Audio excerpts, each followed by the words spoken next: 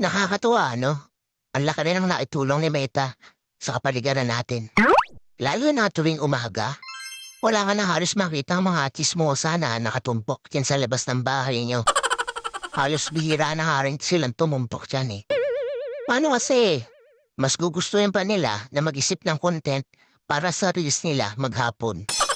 Oo, ayaw na nila makipagchismisan o makitumpok dyan sa labas ng bahay niyo. Actually, yung atensyon nila imbis na makipagchismisan, napunta na lang talaga sa pagre-reels. At ito pa ha, imagine ninyo.